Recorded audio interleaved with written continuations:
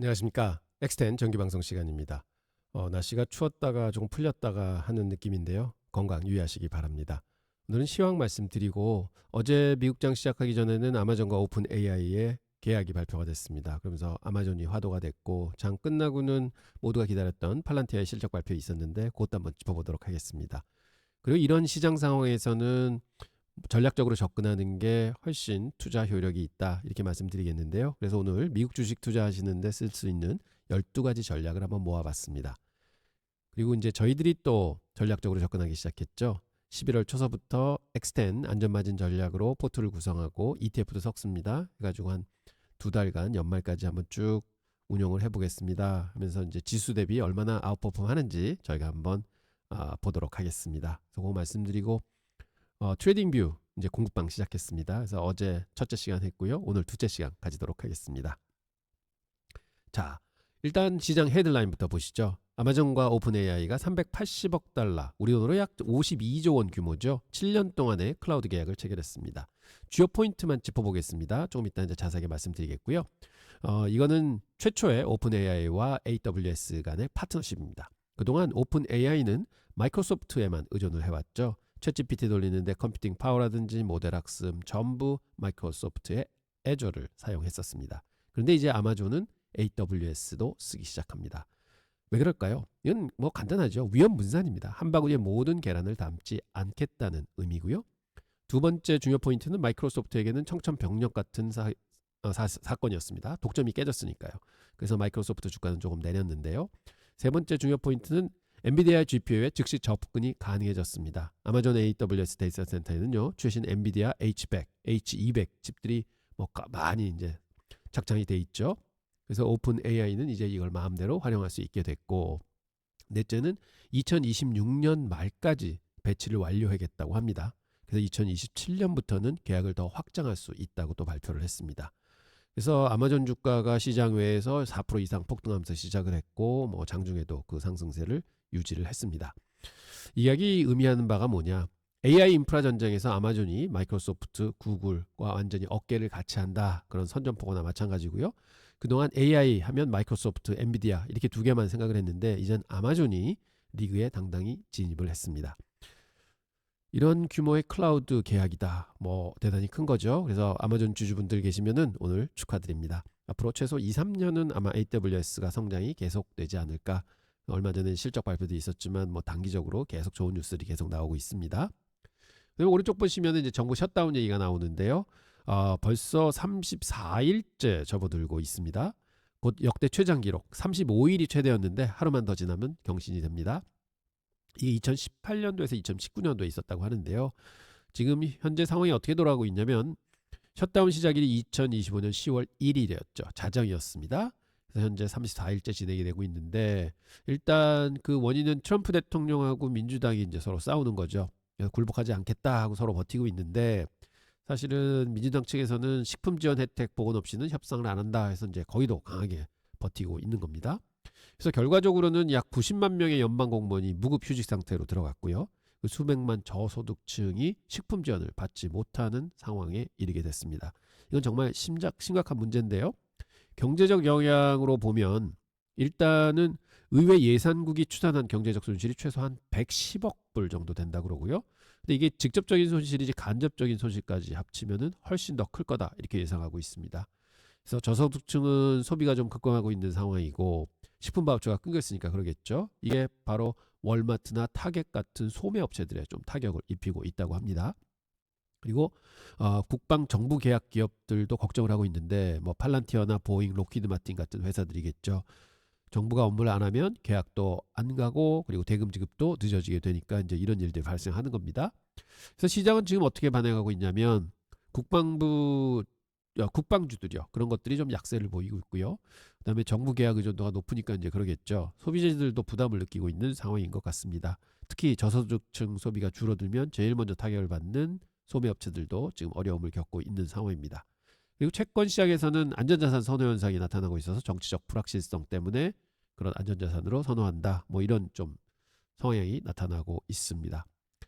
그래서 좀 이번에 보면 솔직히 트럼프도 그렇고 민주당도 그렇고 별로 이게 양보를 안 할 것 같은 생각이 좀 듭니다. 그래서 저희가 좀 잘 지켜봐야 되겠는데, 제가 기대하는 거는 그래도 한 달이 넘었는데 조만간 뭔가 타결이 있지 않겠는가. 그래서 역사적으로 보면 2018년도에서 2019년 셧다운 때도 그랬었는데, 셧다운 중에 시장이 불안했지만 근데 해소가 되자마자 주가가 굉장히 많이 튀었습니다.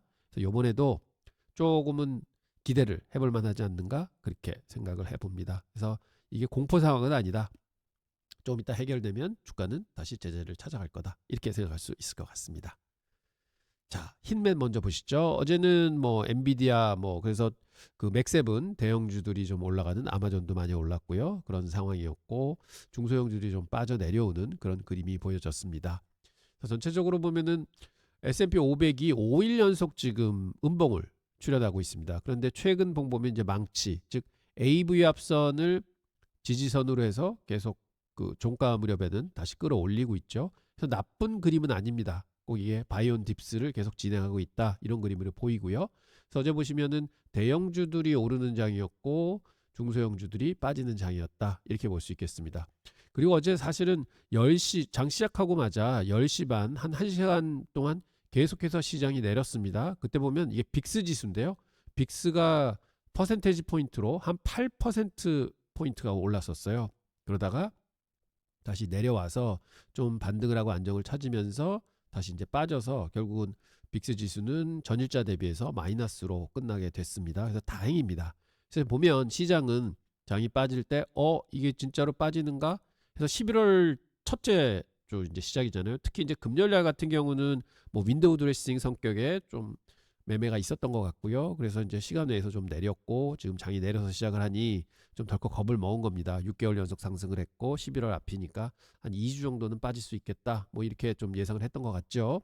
그래서 좀 겁을 줬는데 금세 이제 그게 없어졌다, 이렇게 볼 수 있겠습니다. 그래서 저는 이 그림 보면은 그렇게 나쁜 성격은 아니다. 그래서 어제 보면 나스닥 100은 플러스 보였고요, S&P 500도 플러스 보였지만 중소형주, 그 다음에 다우가 많이 빠졌다, 이렇게 볼 수 있겠습니다. 자, 우리 반도체가 중요하죠. 반도체는 벌써 저층에서 쭉 길게 박스권을 형성하다가 박스권 한 단계 올라갔는데 이틀 만에 3층까지 올라갔습니다. 그리고 지금 옆에 3층에서 기고 있습니다. 음봉을 계속 맞긴 했지만 그래도 꼬리 만드는 거 보면 나쁘지 않다. 그래서 지금 물량을 많이 소화하고 있다, 이렇게 볼 수 있어서 지금 쉬어가는 구간, 이 구간이 얼마나 길어질지 모르겠지만 제가 볼 때는 여기서 물량을 잘 소화하고 한번 올라가는, 그래서 연말 랠리를 우리는 그 반도체에 좀 기대해 본다, 이렇게 말씀드릴 수 있겠습니다. 시장 심리 보면요, 많이 좋아졌습니다. 특히 어제 같은 경우는 장 초반에 장 빠지면서 19%대까지 빅스가 올랐다가요, 끝날 때는 17%까지 다시 내려왔습니다. 그래서 결론은 그렇게 시장이 막 겁내하는 건 아니다, 이렇게 볼 수 있겠고요. 그리고 피어 인덱스도 거의 44도까지 올라왔습니다. 그래서 조금 더 올라가면 제가 이제 저번 주에 말씀드리기를 뉴트럴까지는 충분히 갈 수 있을 것 같습니다. 그래서 며칠만 올라주면 가겠습니다 했는데, 아니게 다를까 어제 S&P 플러스 나면서 조금 44까지 많이 올라왔고요. 그래서 오늘 시장은 좀 오를지 내릴지 한 반반인 것 같습니다만 저는 오르기를 좀 기대를 합니다. 바이온 딥스는 계속 유효하다 해서 이게 뉴트럴까지 완전히 들어가는 구간으로 왔으면 좋겠다, 이렇게 말씀드리고요. 현재 장외 시장에서는 별로 움직임이 없습니다. 그래서 그 큰 움직임 없는 시장이 됐다, 이렇게 말씀을 드리겠습니다. 그러면 꼴찌의 반격이죠. 아마존에 대해서 말씀드리겠습니다. 제가 한 3주 전에 말씀드리면서 이제 아마존이 이제 연초 대비해서 맥세븐 중에서 꼴찌인데 이게 괜찮습니다, 좋습니다 하는 말씀 드렸었는데, 다행히도 이제 반격을 시작을 했고요. 그래서 보면 한 2주 만에 굉장히 많이 올랐고 실적 발표 나오면서 갭상승했고 물량 좀 받았는데, 또 어제 좋은 뉴스 나오면서 또 갭상승을 했습니다. 이번 파트너십은 단순한 대형 계약이 아닌 AI 클라우드 시장의 판도를 바꾸는 전략적 변곡점이다, 저는 이렇게 말씀드리겠습니다. 아마존 투자자라면 반드시 주목해야 할 이 중대한 이벤트가 아마존의 장기적인 가치에 어떤 의미를 갖는지 좀 상세히 들여다보도록 하겠습니다.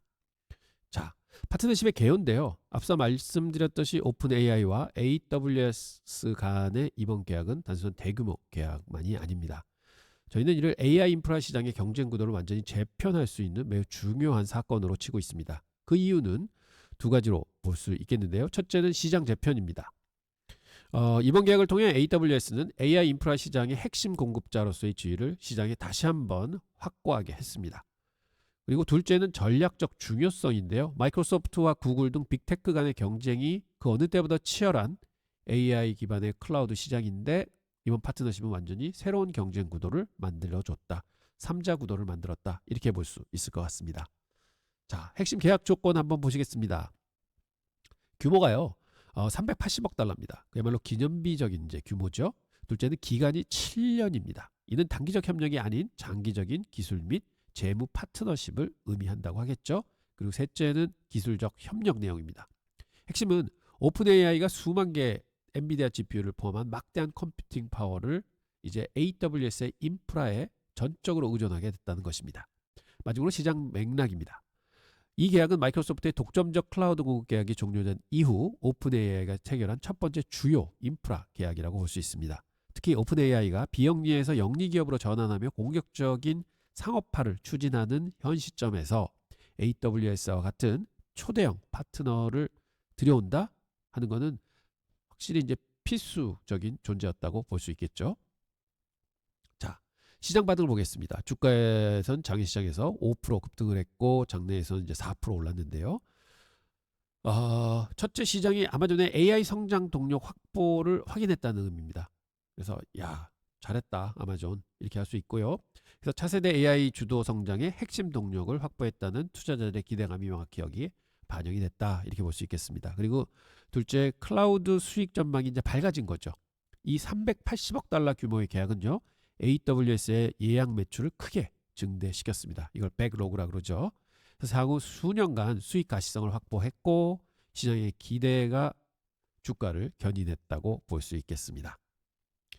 자, 그러면 단기적인 주가 반응 말고 장기적으로 어떤 전망이 있나 한번 보겠습니다.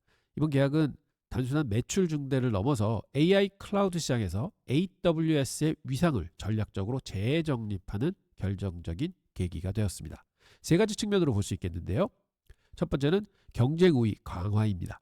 그동안 시장에서는 마이크로소프트나 구글이 AI 분야에서 앞서간다는 인식이 좀 지배적이었습니다. 하지만 AI 산업의 상징인 오픈 AI를 고객으로 확보함으로써 AWS가 뒤쳐주고 있다는 기존의 시장 내러티브에 정면으로 도전하는 인식의 싸움에서 중요한 승리를 거둔 것으로 볼 수 있습니다. 둘째는 투자자 신뢰 회복인데요. 최근에 비용 절감 조치 등을 통해서 아마존의 성장 전략에 대한 일부 의심이 있었지만 그래도 이번 계약은 AI 전략이 구호가 아님을 보여주는 구체적인 증거로서 남습니다. 그래서 기관 투자가들의 심리를 안정시키고 아주 이제 투자를 다시 할 수 있는 그런 여건을 만들어줬다고 할 수 있겠죠. 셋째는 미래 시장 확장입니다. AWS가 이 대규모 파트너십을 성공적으로 수행한다면 이는 대규모 AI 인프라를 필요로 하는 다른 잠재 고객들을 유치하는 강력한 선도 사례가 될 수 있습니다. 이는 AWS가 차세대 AI 기업들의 최우선 인프라 파트너로서 자리매김하는 발판이 되었다고 보겠습니다. 자, 이런 장기적 기회는 곧 전략적으로 기회의 확장을 가져옵니다. 투자에 있어 가장 중요한 것 중 하나가 바로 새로운 성장 서사시죠. 이번 계약은 아마존의 기존 클라우드 시장 지배력을 폭발적으로 성장하는 AI 산업과 연결하는 매우 강력하고 구체적인 성장 서사를 확보하게 해주었습니다.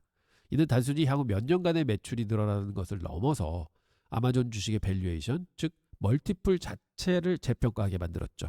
그래서 핵심 촉매자로 작용할 강력한 잠재력을 가졌다 이렇게 볼 수 있겠습니다. 그래서 좋은 뉴스들이 많이 나온 거죠. 지금까지 긍정적 측면을 집중적으로 말씀드렸지만 사실은 이제 리스크도 봐야 되겠죠. 투자자는 반드시 수반하는 잠재적 리스크 균형 있게 보셔야 됩니다.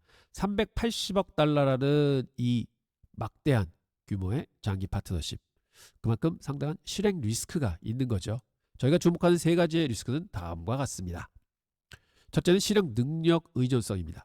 계약의 성공은 오픈 AI가 요구하는 방대하고 안정적인 컴퓨팅 자원을 AWS가 차질 없이 제공을 해야 됩니다.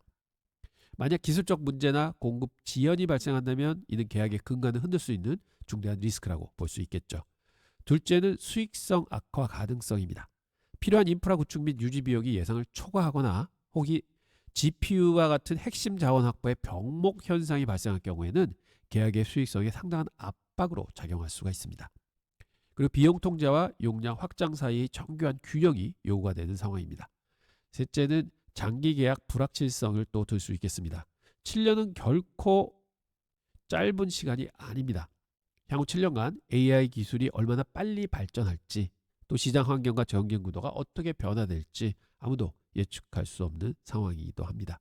이러한 내재적 불확실성은 계약의 장기적 가치에 영향을 미칠 수 있다는 거 꼭 명심하시기 바랍니다.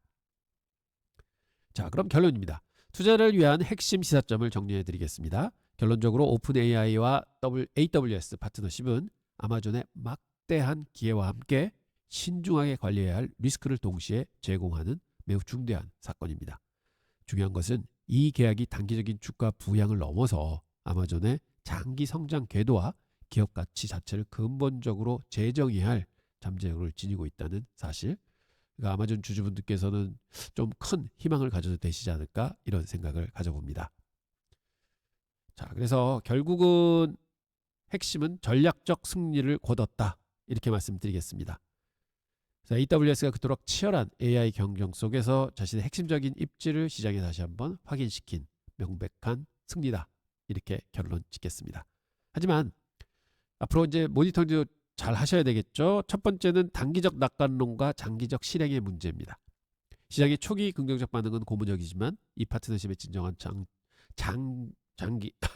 장기 가치는 전적으로 AWS의 완벽한 실행 능력에 달려 있는 점을 항상 기억해야 될 것 같습니다. 그리고 영업이익률은 꼭 봐야 됩니다. AWS가 영업이익률의 압박으로 작용하는 어떤 점들이 생기게 된다? 그럼 이게 안 좋은 거죠. 그래서 잘 봐야 된다 하고, 또 새로운 성장 동력. 이 파트너십은 아마존의 클라우드 리더십을 AI의 미래와 직접 연결하는 강력한 성장 서사십니다. 이것이 향후 기업 가치 재평가의 핵심 동력으로 계속 작동하는지 지속적으로 모니터링 해야 될 것 같습니다. 자, 이상으로 오픈 AI와 AWS의 파트너십이 아마존에 미치는 영향에 대해서 분석을 해봤습니다. 그래서 저는 예전서부터 아마존이 이제 언더독이다, 이게 갈 수 있다 했는데, 최근 들어오면서 모든 좀 어려움들이 풀리면서 이제 좀 치고 올라오는, 그래서 참 다행이다. 그래서 맥세븐 중에는 사실은 버릴 주식이 없구나, 이렇게 생각하게 해주는 사건이었습니다. 자, 팔란티어 보시겠습니다. 사실은 팔란티어가 최근에 한 일주일 동안 굉장히 많이 치고 올라왔습니다. 그래서 이게 시장에서는 벌써 이런 걸 알고 있었나, 이렇게 좋은 실적을 이렇게 얘기할 정도로 계속해서 치고 올라왔고요. 어제는 3.35%로 많이 올라서 끝났습니다. 그리고 시간 내에서 사실 한 2%인가 3%까지 올라갔다가 지금 밀렸고, 지금은 약간 마이너스로 좀 존재해 있는 것 같습니다. 그렇지만 보시면은 연초 대비해서 170%나 상승을 했습니다. 꽤 많이 올랐고요. 근데 중간에 4월 달에 한 48%까지 접었었죠. 그래서 역시 이 정도의 어려움은 견뎌야지 170%라는 수익이 나는구나. 근데 이제 되게 힘들었고요. 사실은 이때도 한번 털렸습니다. 실적 발표 나고 사상 최고 실적이다 했는데 그대로 이제 내리막을 꽂았었죠. 그래서 굉장히 겁나는 국면을 줬었고, 그다음에 또 올라왔고, 여기서 또 치고 올라왔습니다. 그래서 결론은 좋은 주식은 펀더멘털만 괜찮고, 그다음에 성장성이 유지된다는 확신만 있으면은 이런 어려움은 겪어야만 큰 수익이 나는구나 하는 것을 다시 한번 읽어볼 수 있습니다. 여러분들 지금까지 팔란티어 이런 어려움 겪고 가져오신 주주분들 고생 많으셨습니다. 너무 좋은 성과 있어서 축하드립니다. 자, 팔란티어 실적 발표 한번 분석해 보겠습니다. 결론부터 말씀드리면 이건 단순한 실적 발표가 아니라요, AI 혁명이 실제로 기업 현장에 일어나고 있다는 명확한 증거를 보여주는 겁니다. 오늘 팔란티어가 보여준 숫자들 정말 놀랐습니다. 자, 하나씩 보겠습니다. EPS입니다. 애널리스트가 예상한 건 17센트였는데요. 거기보다 23.5%나 잘해서 0.21달러, 21센트를 발표를 했습니다. 야, 이거 진짜 대단합니다. 시즌에 한 1, 2센트만 더 비트해도 와 대단하다 했는데 4센트나 초과했으니까요. 다음 매출액입니다. 11억 8천만 달러, 우리 돈으로 약 1조 6천억 원입니다. 월가는 10억 9천만 달러를 예상했는데 8%나 비트했습니다. 매출을 8% 비트한다는 건 되게 큰 겁니다. 그리고 전년 동기에서는 이어 온 이어로 63% 성장했습니다. 여러분 매출 11억 8천 달러 규모의 회사가 63% 성장한다는 거는 와 이거 진짜 대단한 겁니다. 이거 스타트업이 아닌 거죠. 이미 시가총액 450억 달러가 넘는 대형주인 셈입니다. 그리고 9연속 분기 실적 예상 초과입니다. 이것도 대단합니다. 이건 단순히 운이 아니라는 거죠. 팔란티어가 잘 성장하고 있다 하는 핵심 증거입니다. 그래서 경영진의 보수적인 가이던스 설정과 강력한 실행력이 결합된 게 아닌가 이렇게 볼 수 있겠습니다. 지속적으로 실적을 비트하는 회사는 주가도 지속적으로 오른다 하는 게 정해져 있는 게 룰입니다. 그래서 팔란티어가 바로 그런 회사다 이렇게 말씀드리겠습니다. 자, 이제 더 중요한 부분입니다. 실적도 좋았지만 미래 전망이 더 중요하죠. 팔란티어가 제시한 4분기 매출 가이던스는 13억 달러를 초과했습니다.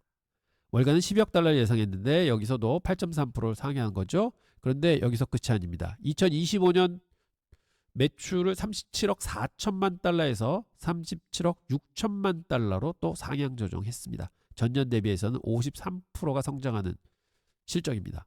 이게 의미하는 바가 뭐냐? 경영진이 미래를 매우 낙관적으로 보고 있다는 겁니다.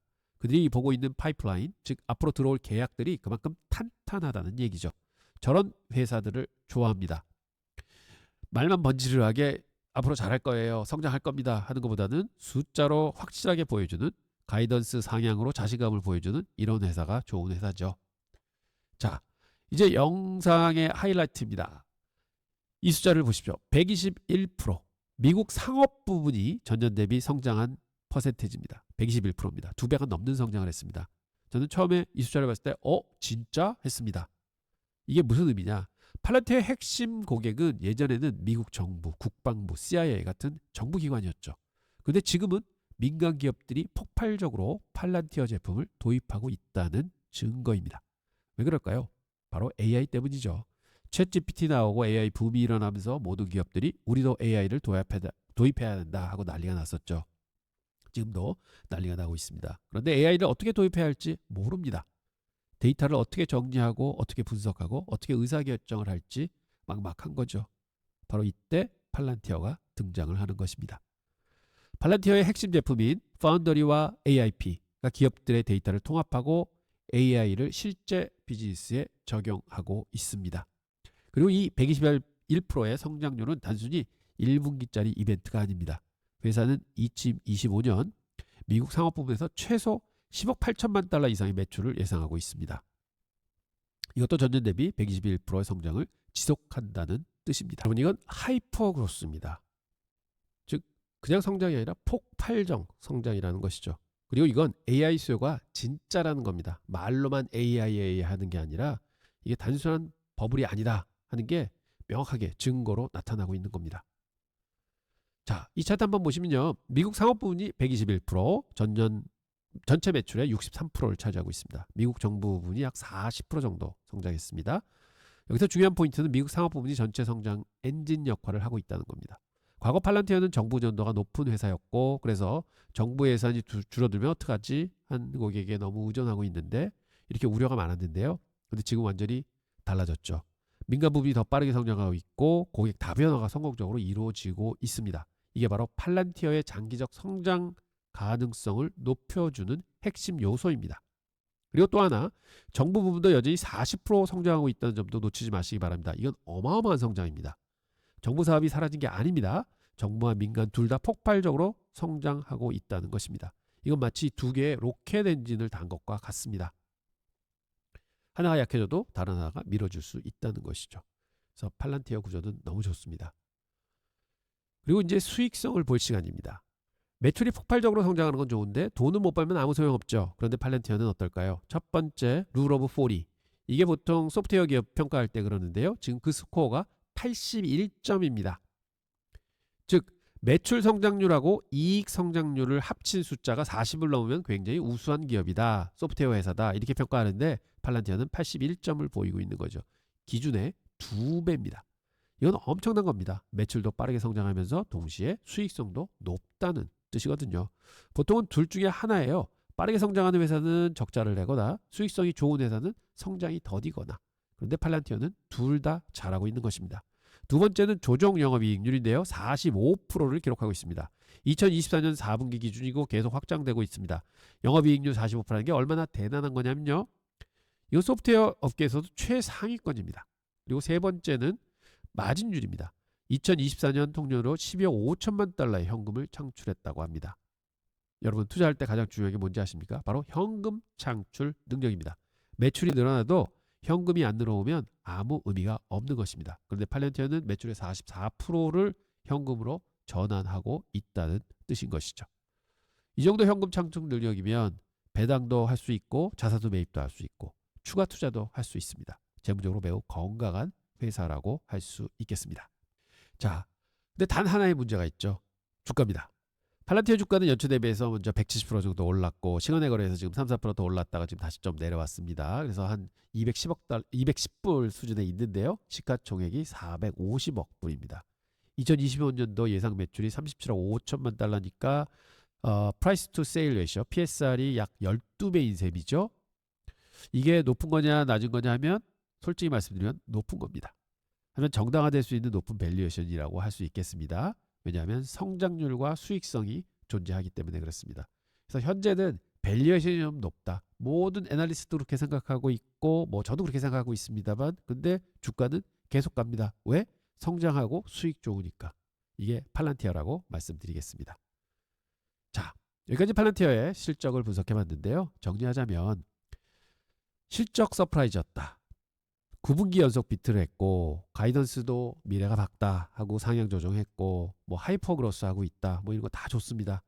뭐 룰 오브 40도 81점이나 나오고 있고 뭐 모든 게 다 좋은 거죠. 의심할 여지가 없습니다. 하지만 밸류에이션이 없다. PSR 12배 그리고 정부 셧다운이 계속되고 있으면 정부 쪽이 좀 매출이 줄지 않을까. 근데 이게 그냥 기운 것 같습니다. 그 다음에 경쟁이 심화된다. 이런 건 뭐 딴 데도 다 가지고 있는 거니까요. 그리고 단기적으로는 과매수 구간에 놓여 있다. 이런 걸 볼 때 그 리스크 포인트는 결국은 주가가 조금 높다는 것밖에 없습니다. 그리고 강세는 성장하고 있다. 이런 포인트라고 말씀을 드리겠습니다. 자, 그래서 시나리오별로 투자 전략을 한번 짜보면요. 기존의 주식을 가지고 계시다 하면은 코어 홀딩은 유지하시지만 한 20, 30% 정도는 이 정도 가격에서 또 좀 매도를 하셨다가 뭐 과거에도 보면은 한 20, 30% 확 이렇게 접을 때가 있거든요. 그때 좀 다시 사셔도 좋다. 이렇게 해서 결국은 목표가는 현재는 한 250에서 280까지 볼 수 있지 않을까 이렇게 생각해 봅니다. 그다음에 신규로 진입하신다 하면 지금 막 이 가격에서 잡으시는 것보다는 조금 기다리면서 저점 매수 논리를 가져가시고 한 185, 195 사이에서 조정 시 분할 매수하는 그 전략 쓰시는 건 좋을 것 같다.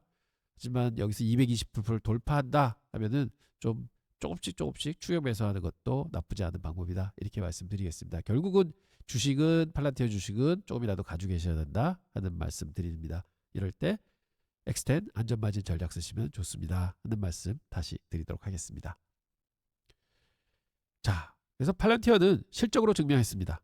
문제는 주가가 좀 높다 하는 것밖에 없습니다. 실적 자체는 완벽합니다.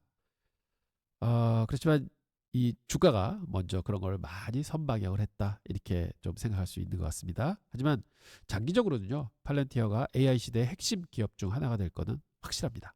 그런데 좋은 회사를 비싼 가격에 사는 것보다는 좋은 회사를 적정한 가격 혹은 더 싼 가격에 사는 게 가장 중요합니다. 인내심을 가지시고 기회는 반드시 온다 생각하시고 조금 기다리시면 훨씬 더 적정한 가격에 매입을 하실 수 있지 않을까 이렇게 생각합니다.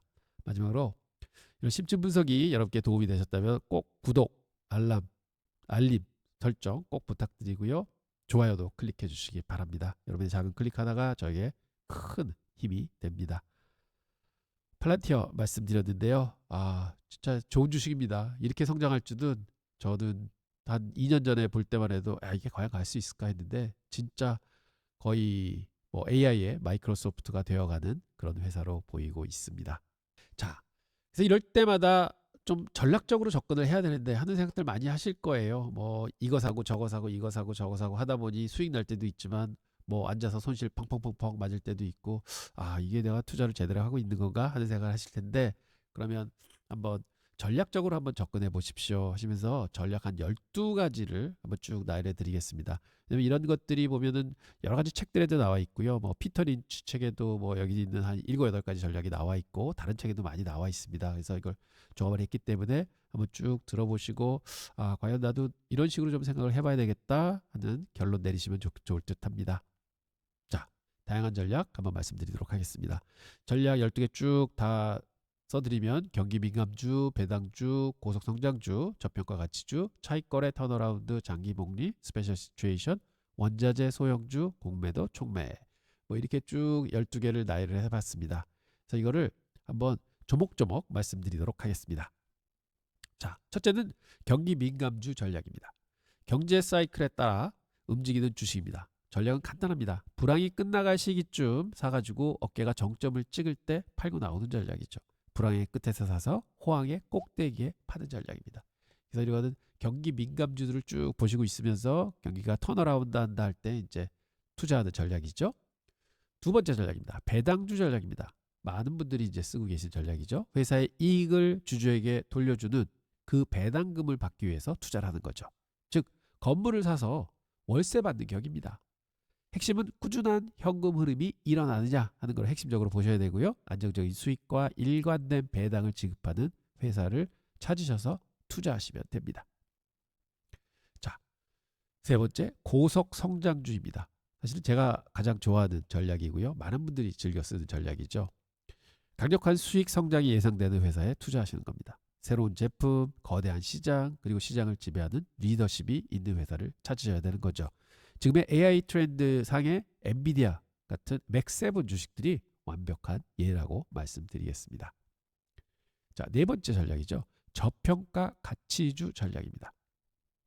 시장에서 소외돼서 깊은 할인 상태로 거래가 되는 주식. 싼 주식을 사서 사업이 개선될 촉매자를 기다리는 겁니다. 그러다 그 촉매자가 팍 터지면은 쭉 올라서 정상 가격이 되는 거죠.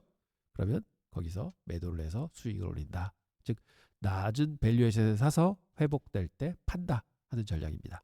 워렌 버핏이 젊었을 때 사용했던 뭐 담배꽁초 전략 이런 거라고 말씀을 드리겠습니다. 다섯 번째는 차익 거래입니다. 사실상 동일한 두 자산 간의 가격 불일치를 이용하는 겁니다. 비싼 것을 팔고 싼 것을 사는 전략인데요. 마이크로 스트래터지와 비트코인의 가격 갭이 벌어졌을 때 매매하는 그런 전략인데, 근데 이제 개인분들이 생각할 때는 매도가 안 되는데 이렇게 말씀하시죠. 근데 꼭 매도를 안 하셔도 됩니다. 즉 예를 들자면 제가 엔비디아를 지금 가지고 있습니다. 근데 AMD가 앞으로 엔비디아를 쫓아서 잘 성장을 할 것 같습니다. 그러면 AMD가 주가가 더 오르겠다 이런 예상이 드시면 가지고 계신 엔비디아의 일부를 팔고요. AMD를 편입을 합니다. 그럼 만약 100을 가지고 계셨는데 엔비디아를 50을 팔고 AMD를 50을 넣는 거죠. 그러면 엔비디아 50, AMD 50 가지고 계십니다. 그래서 1년 지났는데 AMD가 진짜 30% 정도 더 올랐다. 그럼 그때 돼서 AMD를 팔고 원래 엔비디아 100으로 채워 넣는 거죠. 그러면 1년 동안 AMD에서 돈을 엔비디아보다는 더 만들어 준 겁니다. 이게 바로 롱숏입니다. 그래서 여러분들이 주식을 가지고 계시면서도 롱숏을 사실 수가 있습니다. 꼭 공매도를 해서 롱숏을 하는 게 아니다 이렇게 생각해 주시기 바랍니다. 그래서 좋은 주식 계속 가지고 계시는 거 맞고요. 저게 더 좋을 것 같다. 그럼 가지고 계신 주식 약간 옆으로 내놓고 쟤를 제 포트에다가 이렇게 선수 교체하는 거죠. 자, 여섯 번째입니다. 턴어라운드입니다. 나쁜 상황에서 좋은 상황으로 전환하는 기업에 투자하는 겁니다. 새로운 경영진이 들어왔다. 새로운 전략을 도입했다. 해서 그 신호가 주어졌다. 그럼 실적이 바닥을 치고 개선되는 순간을 포착하는 겁니다. 예를 들자면 유나이티드 헬스 한 4개월 전에 그런 셈이죠. 여러 가지 좋은 일들이 일어났으면서 이제 턴어라운드가 된 거죠. 자, 턴어라운드 전략이었습니다. 일곱 번째는 장기 복리 전략인데요. 사실은 복리는 어떤 주식 전략에 다 이제 포함이 되지만 높은 수익률로 수십 년간 장기 성장하는 기업입니다. 코스코처럼 강력한 경쟁 우위와 꾸준한 재투자. 그러면 이게 복리 효과를 극대화하는 기업이 되는 거죠. 그래서 그런 기업을 찾아서 투자를 한다 하는 게 장기 복리 전략이고요. 여덟 번째는 스페셜 시츄에이션. 이건 특별한 상황 전략입니다. 즉 기업이 구조조정을 한 거다 혹은 스피노프를 해서 특별한 이벤트가 생긴다 할 때 그런 기업에 투자를 하는 거죠. GE에서 분사된 GE 버노바처럼 이벤트 자체가 새로운 투자의 기회를 창출하는 것입니다. 자, 9번째 원자재입니다. 원자재 가격 상승에 직접적인 수혜를 입는 기업에 투자를 하는 거죠. 기름이라든지 금, 혹은 구리 이런 게 됩니다. 그래서 유조선 운임이 오를 때 스콜피형 탱커스에 투자하는 것, 그런 게 좋은 예라고 할 수 있습니다. 10번째 전략입니다. 소형주 투자 전략입니다. 더 크게 성장할 잠재력을 가진 작은 기업에 투자하는 겁니다. 핵심은 확장성입니다. 폭발적인 확장이죠. 작은 폐기물 회사를 인수하며 성장하는 카셀라처럼 규모를 키울 수 있는 회사를 찾아서 거기다 투자를 하는 거죠. 저희가 지금 그 엑스텐 텐베거 전략 쓰잖아요. 그게 이런 겁니다. 조그만데 페니 주식을 사서 결국은 3년 4년 앞을 내다보면서 성장하기를 기대하는 거죠. 성장을 한다고 확신하는 건 아닙니다. 기대하는 것입니다. 자, 11번째 공매도 전략입니다. 주가 하락에 베팅하는 거죠. 근본적으로 문제가 있지만 고평가된 기업을 찾습니다. 실제 현금을 벌지 못하는 사업 모델을 가진 기업을 찾습니다. 그래서 고점에 주식을 빌려서 팔고 저점에서 다시 사는 겁니다.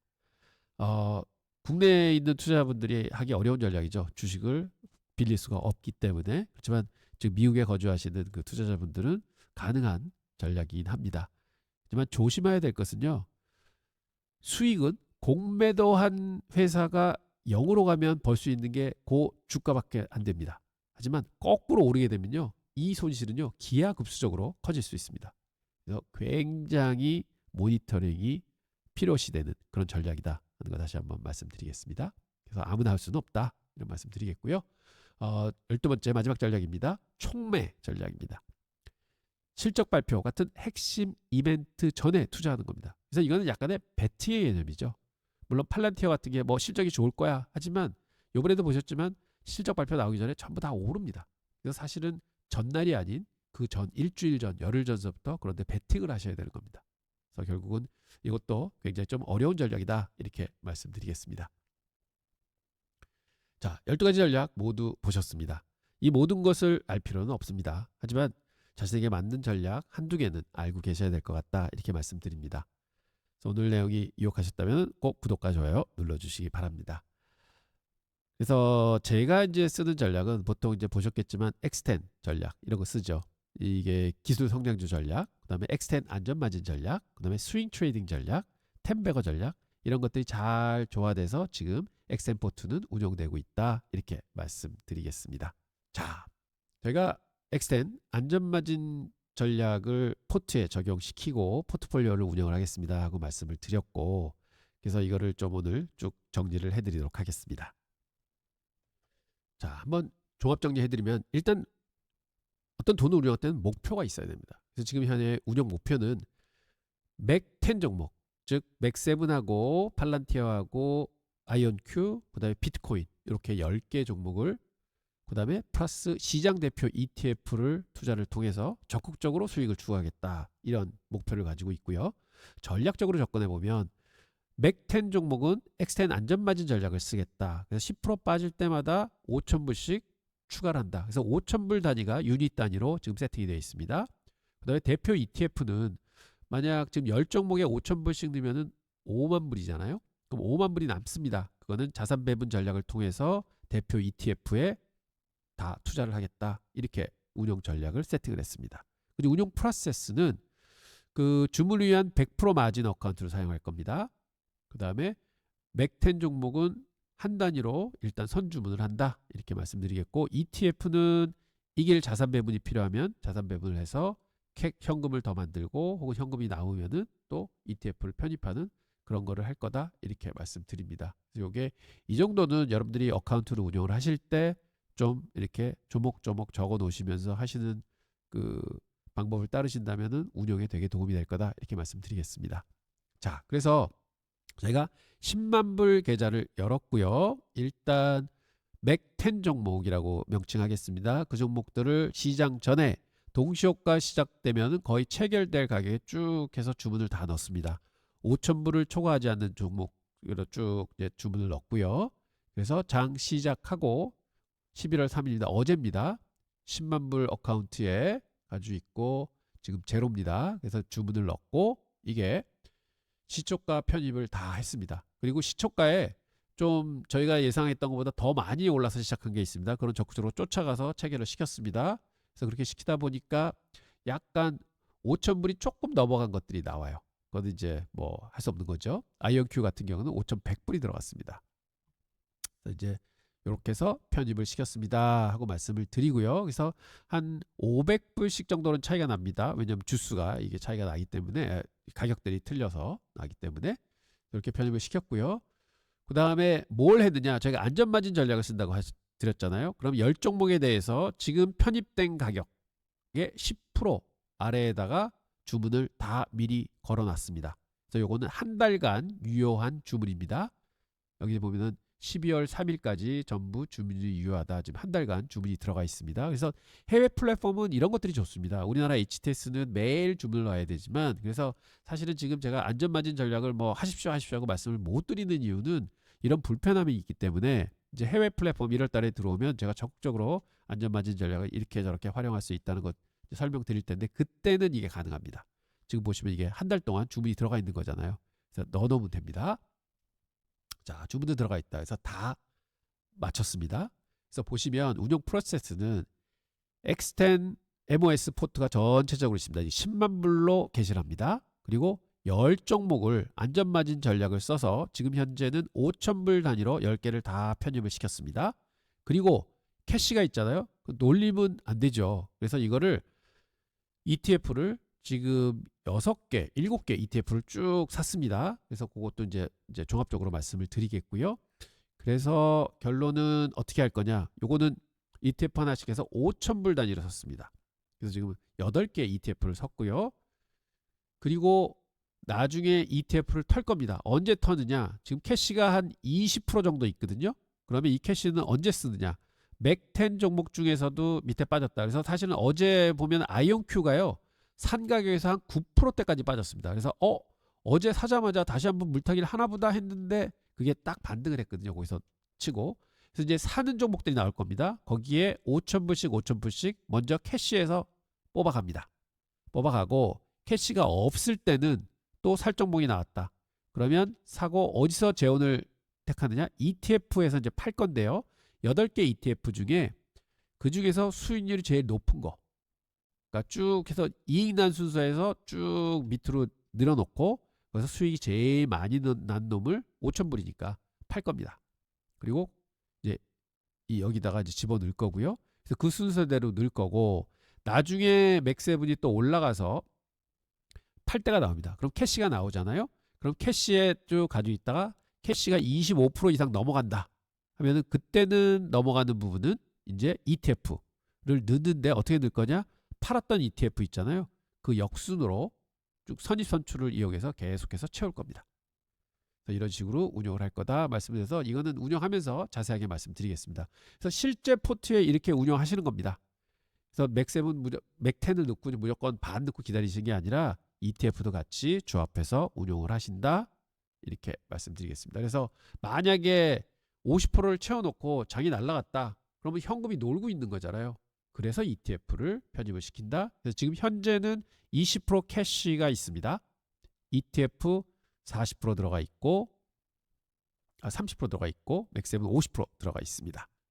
저희가 이런 식으로 운영을 할 테고, 매일매일 저희가 이제 시황 말씀드리면서 요거의 운영 현황 계속해서 이제 말씀드리도록 하겠습니다. 그래서 어제 편입은 개시가 됐다 하는 말씀 드리고요. 그리고 저희 포트도 뭐 좀 빠지긴 했습니다만 한 0.6% 빠졌습니다. 그래서 잘 선방을 했고요. 22.14% 보이고 있고 지수 대비 5.7% 잘하고 있습니다. 그다음에 트레이딩, 스윙 트레이딩 4종목 가지고 있고요. 어제 스윙 트레이딩 종목 한번 설명드렸고, 현재 세일즈포스 어제 플러스 났고, 소파이가 좀 많이 올랐습니다. 이게 좀 등락폭이 이제 큰 것 같습니다, 요즘에. 그래서 요건 트레일링 스탑 가지고 있다고 말씀드렸고, SMCI, 그다음에 ACMR 조금 이제 처지긴 했지만 그래도 기대해보는 종목입니다. 자, 그리고 저희 이제 회사에서 운영하는 포트인데요. 최고치 뚫어서 결국은 1년 5개월이 지금 지났는데요. 63% 보이고 있고 지수 대비해서는 34% 앞서가고 있습니다. 그래서 평균적으로는 매달 2%씩 차근차근 잘하고 있습니다 하는 말씀 드립니다. 그래서 요거는 저희가 17종목 지금 편입하고 있거든요. 저희의 계획은 한 11월 달 중에 한 20% 정도 현금화할 겁니다. 있는 종목도 헤어컷 좀 하고 좀 종목을 좀 접기도 하고 12월 초 정도 들어가면은 좀 재편해서 12월 달 상승 무드를 좀 제대로 타려고 지금 준비 작업하고 있습니다. 그래서 이런 거 말씀드리고요. 여러분들도 그냥 포트를 좀 미리 계획하면서 요거 좀 줄이고 늘리고 하는 거 하시면서 결국은 돈 벌 때 자산을 더 많이 배분하는 게 나중에 수익이 크게 납니다. 그래서 저희가 이제 이런 걸 보여드리는 이유는 뭐냐? 물론 두세 종목에 집중해서 수익 많이 내면 좋으시죠. 그런데 또 다른 방법은 전교생 한 25명 가지고 요거 저거 이렇게 자산 배분하고 또 새로운 것도 넣고 얘도 버리고 하면서 그냥 무슨 축구팀 운영하듯이 이렇게 가져가시는 것도 한 가지 방법이다 하는 거를 말씀 다시 한번 드립니다. 자, 저희 백두산 클럽 꼭 가입해 주시기 바랍니다. 좋은 혜택 많이 돌아갈 거고요. 여기 이제 사이트 치시고 들어가시면 이렇게 매뉴얼이 나옵니다. 그래서 삼성증권의 신규 고객이시면 여기 신규 계좌 개설 따르시고 기존 고객이시면은 여기 기존 고객 추가 계좌 개설 따르셔서 결국 맨 끝에 가면은 그 자문 계약하는 방법이 나옵니다. 자문 계약도 되게 쉽고요. 근데 자문 계약하실 때는 비용도 안 들고요. 계좌에 뭐 돈 안 넣으셔도 됩니다. 그냥 빈 계좌 해주셔도 되고요. 일단은 저희가 저희 그 백두산 클럽 회원 가입하십시오 해서 저희 가족이 되십시오 하는 이제 인비테이션 드리는 거니까 부담 없이 들어주시면 좋을 듯 합니다. 그리고 잘 안 되시는 분 계시면은 inbexgpt@gmail.com으로 문의 주시거나 02-785-3882로 문의 주시기 바랍니다. 그리고 해외에 계신 분들 많으신데요. inbexgpt@gmail.com으로 주시면 해외 계좌 트시고 이런 거 어려우시잖아요. 저희가 그 앱이 있습니다. 앱으로 해가지고 아주 간단한 그냥 회원 가입 정도 이제 하는 거니까요. 그렇게 따라주시면 좋을 듯합니다. 이제 공부방 개시하겠습니다. 사실은 이거 자꾸 써보시면은요 익숙해지십니다. 그리고 와 이것처럼 좋은 게 없구나 할 정도로요 너무나 많은 정보가 이 안에 있습니다. 그래서 트레이딩뷰는 진짜 전 세계에서 가장 많이 쓰는 플랫폼이고요. 너무너무 좋습니다. 그래서 꼭 처음에는 이거 잘 모르겠어 어려워 하실 수 있지만 이거를 꼭 집중하셔서 아니죠. 하루에 한 15분씩만 써보세요. 그래서 익히시기만 하십시오. 그러면 결론적으로 한 달 정도 지내시고 난 다음에는 이거 그냥 키고 보시게 될 거예요. 너무 좋은 플랫폼입니다. 구글 그러니까 크롬 창을 여시고요. 그럼 어제처럼 이 창에다가 트레이딩 뷰 이렇게 해서 엔터 치십니다. 그러면 트레이딩 뷰가 이렇게 뜨게 되죠. 그럼 여기를 클릭을 하세요. 그럼 이렇게 나오고 뭐 여기 X표를 누르면 이게 공지사항이에요. 그럼 이게 나오고 뭐라고 말씀드렸죠? 프로덕트 가서 슈퍼 차트를 누르시면 시작하겠습니다. 이렇게 하얀 표가 나오면은요. 여기 창에서 클릭을 하시면 이렇게 심볼 찾기가 나옵니다. 그럼 여기다가 그냥 테슬라 치시죠. TSLA 치시면 클릭하시면은 테슬라가 이제 그래프에 그려집니다. 자, 여기서부터 시작하겠습니다. 여러분, 요 왼쪽에 가시면 요 동그라미 표가 보이시죠? 여기를 클릭하세요.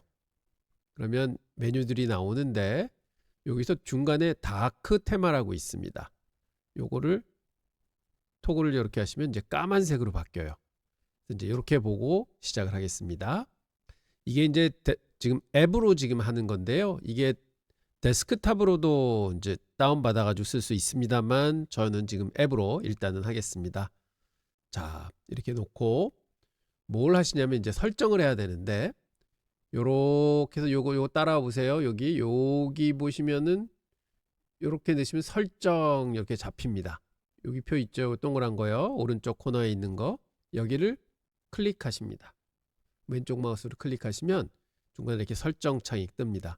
그럼 여기 이제 여러 가지 메뉴들이 있거든요. 그럼 저희가 이제 맨 위에 있는 심볼부터 하겠습니다. 심볼은 뭐냐? 요 봉이 있잖아요.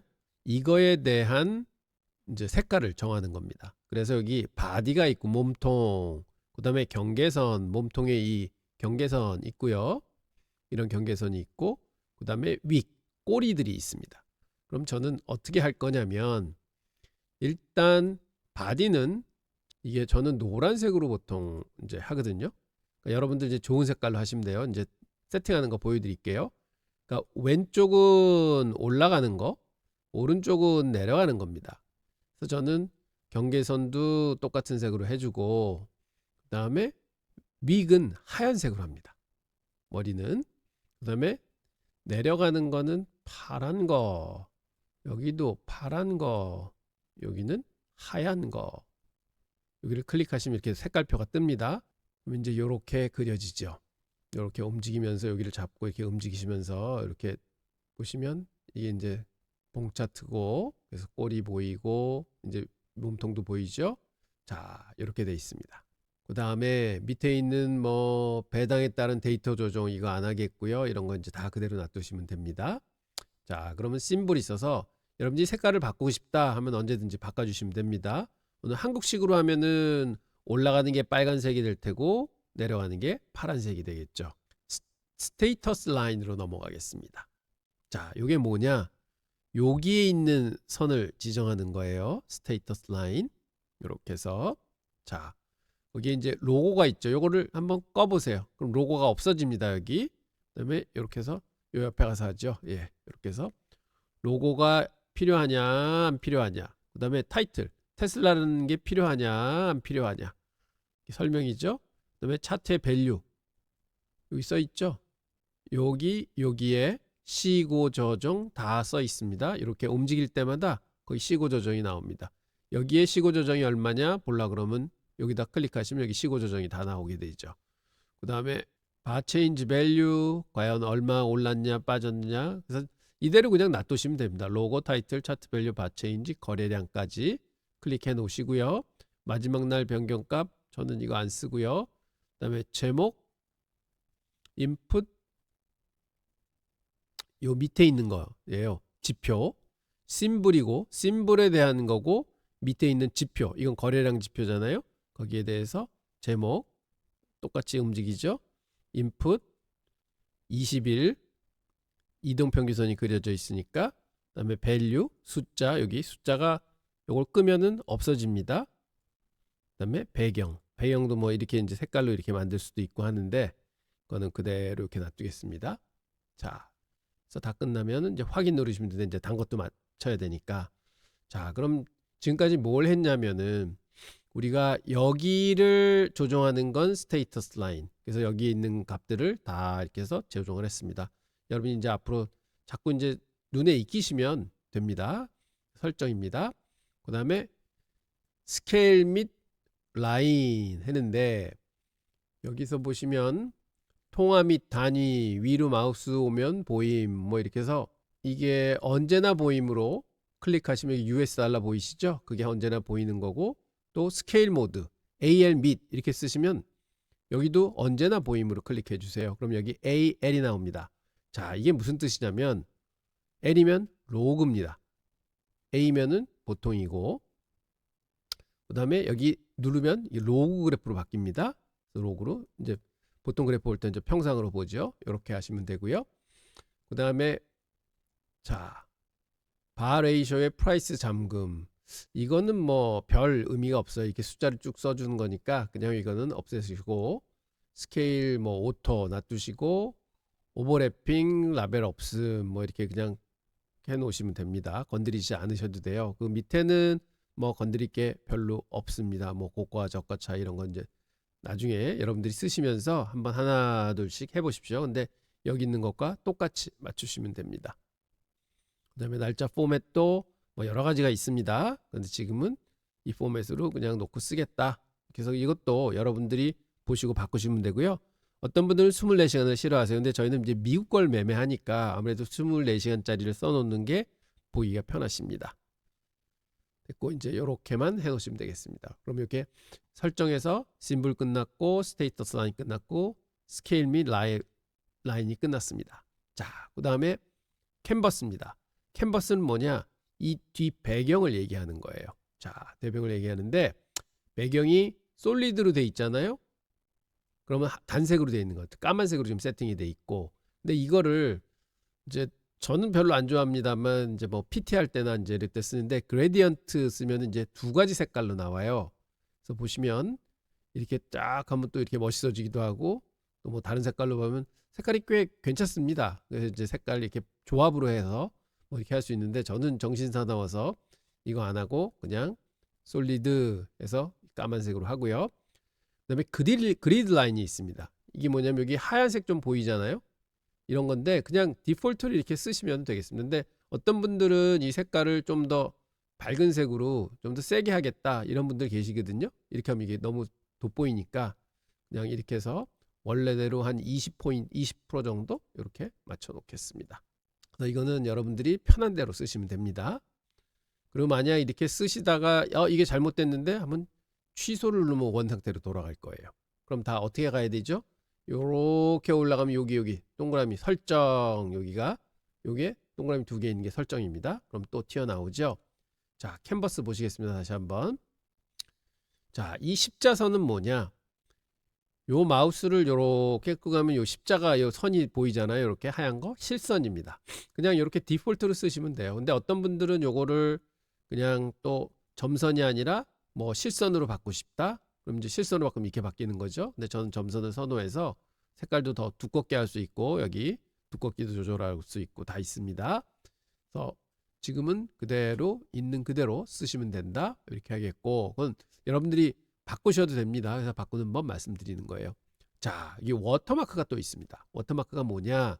보통 이 배경에 글자가 써 있는 거잖아요. 이건 워터마크가 지금 없습니다. 근데 저 PT 할 때 보시면은 설명드릴 때 티커가 이렇게 중간에 나오죠. 그 티커 고를 수 있고요. 그다음에 인터벌 하루냐 이게 지금 데일리봉으로 돼 있어요. 그래서 날짜 이렇게 돼 있고 그다음에 설명 이것도 써 있는데 저는 이렇게 보면은 티커 써 있는 게 좋습니다. 티커가 여기도 있지만 그냥 이렇게 배경에 있으면 더 낫고 그다음에 이게 일봉이냐 분봉이냐를 보여주는 게 있어서 이것도 더 그대로 놔둡니다. 그래서 티커하고 인터벌 이것도 여러분들이 그 익숙한 대로 하시면 됩니다. 설정하는 거고요. 문자가 있습니다. 이게 뭐냐면 텍스트인데 어떤 텍스트를 같이 하면 여기 있는 텍스트를 얘기를 해요. 근데 이게 좀 작아 보이시죠? 그래서 보통은 한 16 정도 놓으시면 좀 커집니다. 그래서 좀 더 크게 보시고 싶으신 분은 18에서 이렇게 크게 보시는데 저는 한 16 정도에 놓고 이렇게 봅니다. 그 다음에 또 뭐가 있냐면 이게 라인이 있는데요. 이 라인은 뭐냐? 문자 옆에 있는 라인을 얘기해요. 지금 까만색으로 돼 있잖아요. 그 라인이 안 보이죠. 근데 이거를 흰색으로 이렇게 바꿀 수 있습니다. 아이고, 죄송합니다. 흰색으로 바꾸고 이 투명도를 조금 올리면 이 색깔이 보이죠. 그 색깔을 원하시는 분은 이렇게 놔두지만 저는 뭐 있으나 마나다 해서 요거하고 비슷하게 해서 한 12% 정도 하면 이렇게 쫙 보이죠. 그래서 이 정도면은 좋다 세팅을 하고요. 그 다음에 오른쪽 반은 10개다 그러면 10개가 떨어지는 거예요. 이렇게요. 그래서 이거를 디폴트 놔서 그냥 그대로 있는 대로 쓰시면 됩니다. 자, 여기까지 마쳤고 이제 트레이딩이에요. 자, 이 트레이딩은 뭐냐? 나중에 이제 설명을 드리겠지만 이 직접 여기서 주문을 만들 수가 있습니다. 그래서 여기 보면은 이게 포지션 이제 바이 앤 셀 할 수 있는데 여기서 바이를 누르면요. 잠깐만요. 계좌하고 연결을 하겠습니다. 좀 이쪽에 이렇게 호가창이 떠요. 그래서 여기서 주문을 넣을 수가 있습니다. 그럼 이게 어떻게 돼 있냐? 이거는 그냥 그래픽 플랫폼인데 이거를 브로커 계좌에다 연결시킬 수가 있어요. 근데 지금 우리나라에서는 아무도 연결할 수가 없습니다. 1월 달에 지금 플랫폼이 하나 들어온다고 그랬죠. 그거는 지금 현재 계획으로는 그 계좌들을 연결할 수가 있다. 그래서 여기서 이렇게 주문이 직접 나오고 계좌도 볼 수가 있습니다. 현재 그래서 여기서 이제 바이 하면 여기 이제 이렇게 해서 주문창이 뜨고 주문 넣고는 또 클릭하고 이렇게 할 수 있습니다. 셀 할 때 이렇게 매도 주문이 또 뜨고 여기다 주문을 넣으면 되고요. 혹은 나중에 말씀을 드리겠지만 여기다가 직접 그래프에도 이렇게 클릭해서 주문을 넣을 수가 있으세요. 자, 주문 트레이딩은 나중에 이제 정확하게 말씀드리겠다 하고 얼럿이 있습니다. 이건 뭐냐면 알림입니다. 그래서 여기저기 설정을 하면 되는데 이것도 다른 때 말씀을 드리도록 하겠습니다. 여기 이벤트가 있거든요. 이벤트는 배당인데 저는 배당은 이제 꺼버립니다. 배당은 별로 중요하지 않아서. 그 다음에 스플릿 이것도 별로 안 중요하고 어닝은 중요하죠. 그래서 어닝은 켜놓고 자 그러면 여기 E자가 이렇게 찍히잖아요. 이렇게 찍힙니다. 최신 뉴스 그럼 요게 이제 뉴스예요. 그럼 여기를 클릭하시면 뉴스가 이렇게 나옵니다. 그 다음에 여기서 2를 누르면 빨간색이에요. 이게 왜 빨간색일까? 그럼 서프라이즈, 마이너스로 서프라이즈고, 그 다음에 이게 파란색이다? 그럼 이제 플러스로 서프라이즈였다. 이렇게 나타냅니다. 요거는 어닝 발표한 거 그때 발표했다고 보여줍니다. 자, 요 정도 세팅하면, 그래서 이제 설정에서는 요 정도면 다 끝나실 거예요. 그래서 요 영상을 좀 보시면서 여러분들이 옆에 이제 화면을 띄워놓고 심블도 보시고 스테이트 라인 보고 이거를 조금 익히셔야 돼요. 그래서 눈에 익히시면 나중에 세팅 다 하실 수 있고, 그리고 나중에 뭐 쓰시다가 제가 하는 거 이렇게 보시다가 보면 저렇게 할 수도 있구나, 이렇게 할 수도 있구나, 이렇게 이제 생각하실 수 있으십니다. 그래서 설정은 대충 이렇게 해서 끝났습니다. 자, 그럼 또 뭘 할 수 있느냐? 이게 굉장히 파워풀한 게요. 지금 이렇게 설정해 놓으신 거 있잖아요. 이거를 세이브 할 수가 있습니다. 그걸 어디다 세이브 하느냐? 요렇게 해서 오른쪽 설정창 옆에 가면은 요렇게 화살표가 있죠? 레이아웃 관리 써 있습니다. 이걸 클릭하면 이게 뭐냐? 이것을 레이아웃이라고 그래요. 그래서 지금 이런 게 이제 레이아웃이 한번 여기다 다 이렇게 설정을 했잖아요. 이 레이아웃을 저희가 세이브 할 수 있다. 그러면 지금 테스트로 들어가 있는데 이거를 이름 바꾸기 해서 여기서 클릭을 하세요. 그러면 이렇게 나옵니다. 그러면 여러분들이 뭐 이 레이아웃을 뭐라 그럴까요? 그냥 테스트 1이라고 그러죠. 저는 이렇게 부르겠습니다. 여러분들이 편한 걸로 쓰세요. 뭐 스크린 1 해가지고 저장을 하십시오. 그럼 앞으로 요 이제 탭을 또 늘리는 법도 알려드리고 뭐 할 겁니다. 이렇게 해서 이제 이거를 이제 화면을 또 이제 늘리고 이제 그렇게 할 수가 있거든요. 그것도 가르쳐 드릴 텐데, 그렇게 할 때 여기를 세이브 앤 레이아웃, 그럼 지금 여기 테스트 1 있잖아요. 이거를 클릭하면 그게 이제 전부 적용이 됩니다. 그리고 만약에 테스트 한번 해보겠습니다. 자, 여기서 이 바 색깔을 한번 바꾸겠어요. 저희가 이제 설정을 여기서도 할 수 있고요. 여기서 클릭해서 또 설정할 수, 여기 또 설정할 수 있고, 설정을 여러 군데서 할 수 있습니다. 보면 심블을, 자, 이거를 또 노란색 올라가는 거죠. 이게 잘못돼 있어서 노란색, 아이고, 노란색, 요거는 흰색, 요것도 흰색, 요거는 파란색, 내려가는 거 파란색.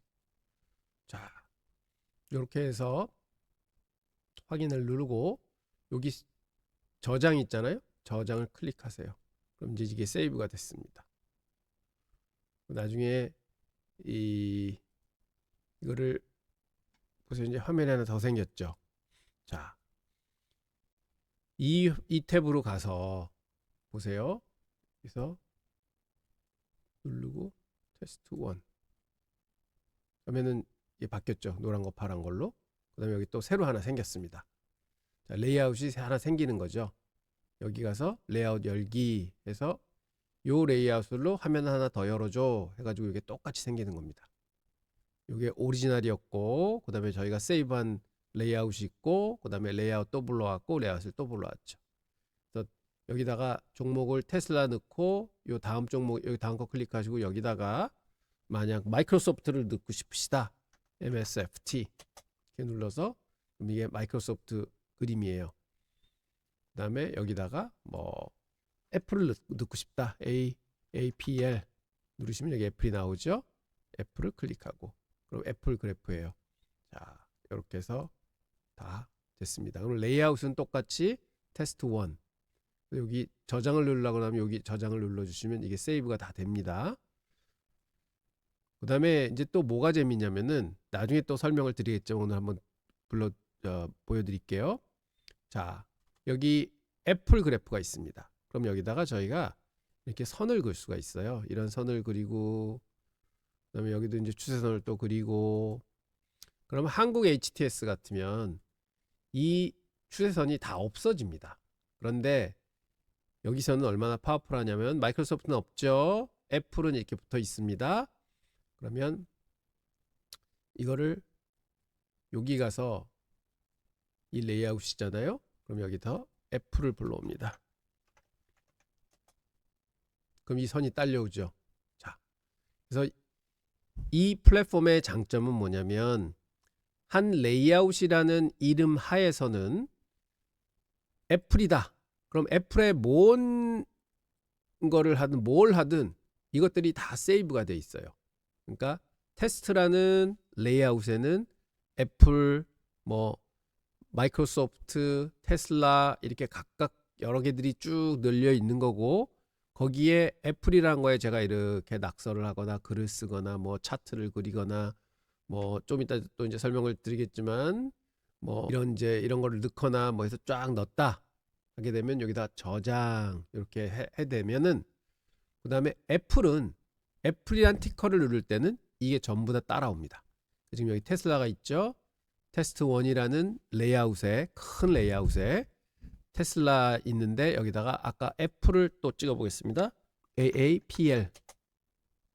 그럼 아까 그렸던 게 그대로 쫓아오죠. 자, 여기다 그려놨던 거. 그래서 지금 애플에 써있던 지표들은 따로따로 지표를 쓴 거고, 다른 것들은 다 이렇게 쫓아옵니다.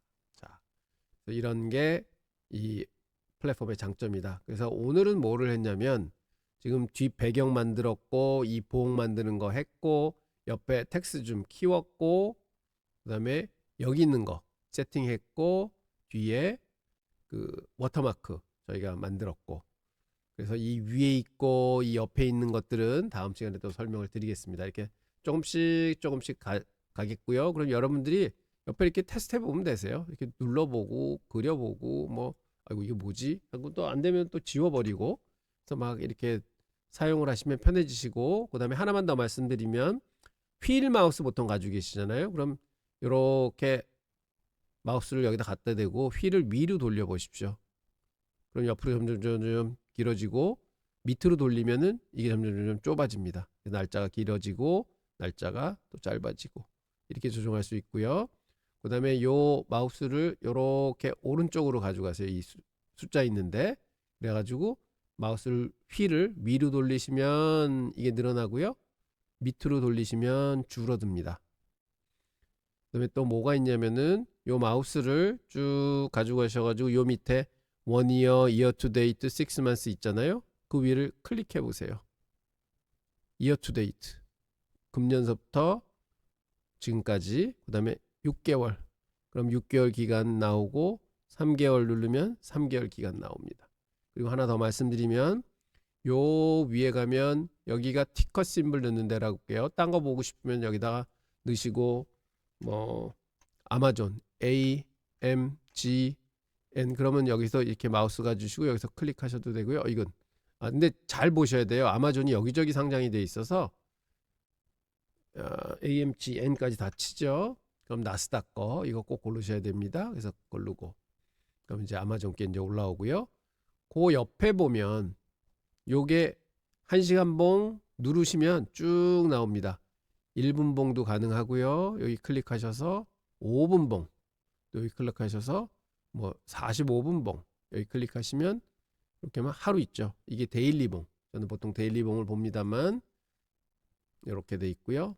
그래서 이렇게 할 수 있다. 그리고 지표 있고 뭐 여러 가지 있습니다. 그런데 그거는 다음에 이제 차근차근 설명을 드리겠습니다. 오늘은 일단은 제가 보는 이 색깔처럼 이렇게 맞췄다. 그래서 마우스 휠 오래 놓고 이렇게 돌려보시면 점점 커지고 보이고 뭐 이렇습니다. 그래서 이게 자꾸 눈에 익으셔야 돼요. 자꾸 해보시면 되고, 이게 하다가 잘 모르겠다 그럼 이렇게 해서 요 탭 위에 올라가셔서 여기 그냥 없애버리시면 됩니다. 나가기 하면 그거 없어집니다. 요것도 정신없다 그럼 여기서 나가기 하면 없어집니다.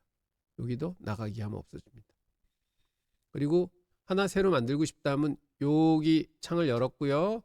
그 옆에 플러스 해놓으면은 이 브라우저 창이 열리잖아요. 그럼 여기다 그냥 올려놓으시고 옆에 가셔서 여기 있죠. 여기 클릭하셔가지고 레이아웃 열기 하면은 이제 레이아웃을 여러 개 이제 세이브 하시면 놓으실 수 있으세요. 뭐 다른 지표들 넣고 뭐 여기도 이제 거래량을 없앨 수도 있고 더할 수도 있고, 그래서 이제 그런 거를 이름을 따로 주시면 됩니다. 그러면 이제 레이아웃, 즉 이런 형태로 이런 포맷으로 하면 여기를 클릭하시면 또 하나 새 창이 열리죠.